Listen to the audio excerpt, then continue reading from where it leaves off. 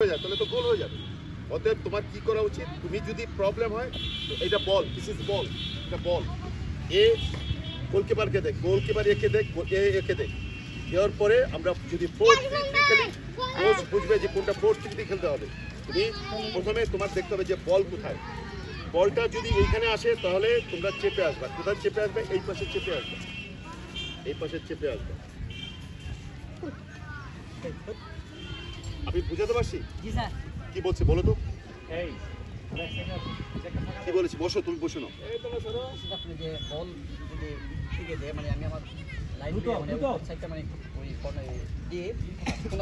হ্যাঁ, এর উপরে থাকবা, এর উপরে। তোমরা দুজন এক জায়গায় হয়ে যাচ্ছ কেন? This is not. এইখান থেকে বল যদি, এখান থেকে বল যদি যায়, এই পাশের খেলাটা দেখছো কি হয়েছে? এ বল দেবে একে, এ বল দেবে একে। আর যদি দেখো যে এখানে অপোনেন্ট আছে, গোলকিপারে দাও, গোলকিপারে দিয়ে নাও, এরে দেবে, এ দেবে একে। এ খেলবে হলো মিডফিল্ডকে, এ খেলবে মিডফিল্ডকে, অথবা এ খেলবে মিডফিল্ডকে। মিডফিল্ড ডিসিশন নেবে এখন বল কোথায় যাবে।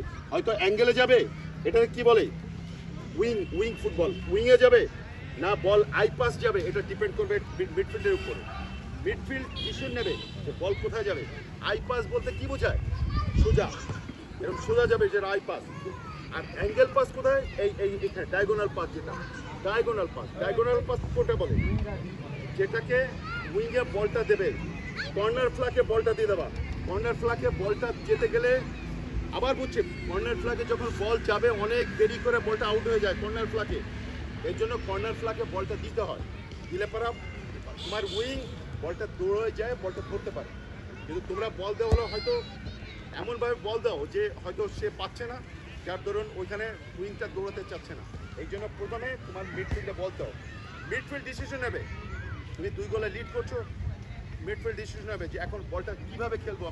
আমরা কি, আমার প্লেয়ার এখন টায়ার্ড হয়ে গেছে, আমরা এখন ধরে খেলি, আমরা এখন 1 গোলে হারতেছি, আমরা অ্যাটাকিং ফুটবল খেলি। সবসময় অ্যাটাকিং খেলা যায় নাকি? তোমার কাছে গোলা বারুদ দিয়ে দিল, রাইফেল দিয়ে দিছে, পিস্তল দিয়ে দিছে, তুমি কি গুলি করতে করতে